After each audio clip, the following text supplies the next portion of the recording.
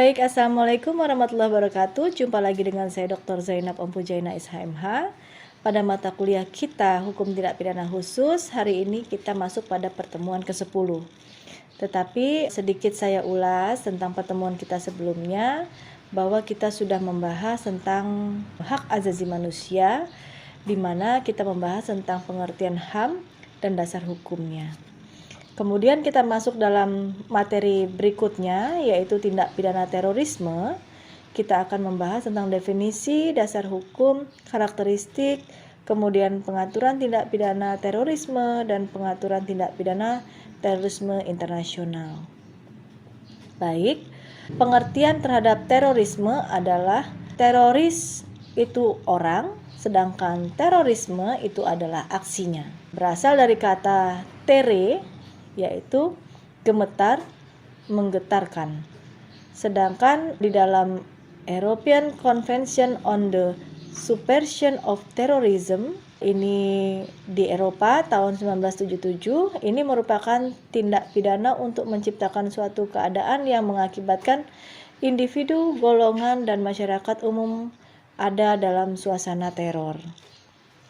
Nah, di dalam Undang-Undang Nomor 15 Tahun 2013 diatur di dalam pasal 6 mengatakan bahwa definisi terorisme adalah orang yang dengan sengaja menggunakan kekerasan atau ancaman kekerasan yang menimbulkan korban yang bersifat massal dengan cara merampas kemerdekaan atau hilangnya nyawa atau harta benda orang lain, atau mengakibatkan kerusakan atau kehancuran terhadap objek vital yang strategis atau lingkungan hidup atau fasilitas publik maupun fasilitas internasional, dipidana mati atau penjara seumur hidup atau pidana penjara paling singkat 4 tahun dan paling lama 20 tahun.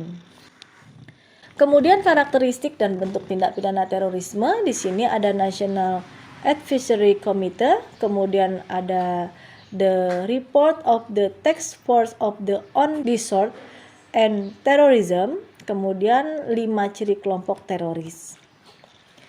Ciri utama terorisme adalah aksi yang digunakan menggunakan cara kekerasan dan ancaman untuk menciptakan ketakutan publik, kemudian ditunjukkan kepada negara, masyarakat atau individu atau kelompok masyarakat tertentu, kemudian memerintah anggota-anggota dengan cara teror juga, dan yang terakhir melakukan kekerasan dengan maksud untuk mendapatkan dukungan dengan cara yang sistematis dan terorganisir.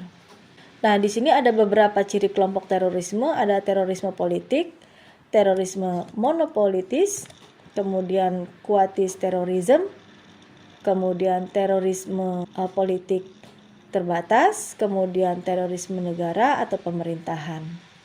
Kemudian dimensi terorisme ini ada variabel, ada klasifikasi.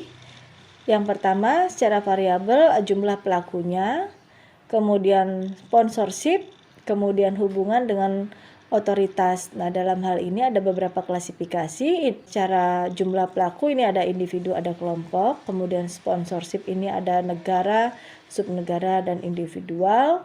Kemudian hubungan dengan otoritas ini merupakan anti negara yang membangun atau separatis. Kemudian yang kedua pro negara atau pembangunan.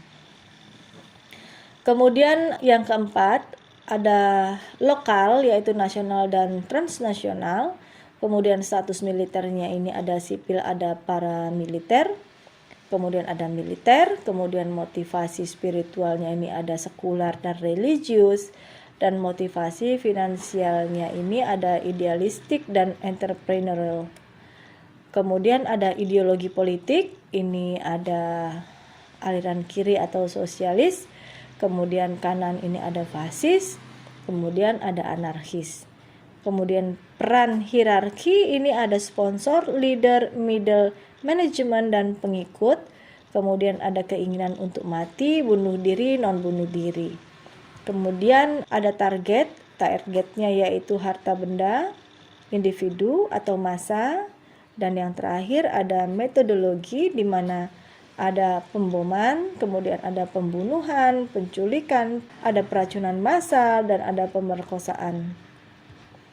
Nah, kemudian klasifikasi tindak pidana terorisme ini secara material diatur dalam pasal 6. Kemudian secara formil diatur dalam pasal 7 sampai dengan 12. Kemudian juga ada percobaan, ada pembantuan, ada penyertaan, kemudian ada perencanaan.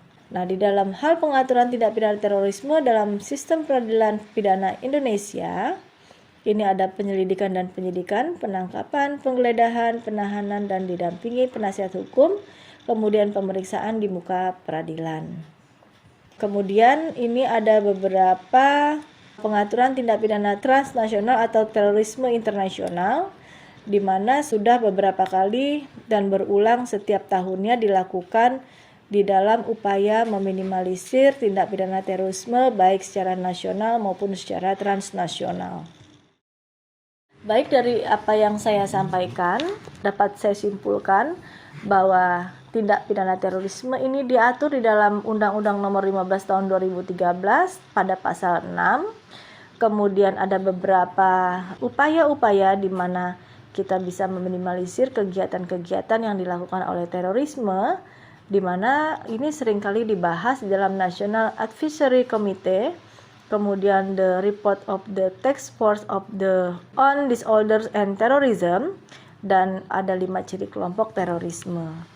Kemudian ada klasifikasi tindak pidana terorisme, sebagaimana diatur secara material, formil, percobaan, pembantuan, penyertaan, serta perencanaan. Baik, demikianlah materi yang saya sampaikan. Saya tutup. Billahi taufiq wal hidayah. Wassalamualaikum warahmatullahi wabarakatuh.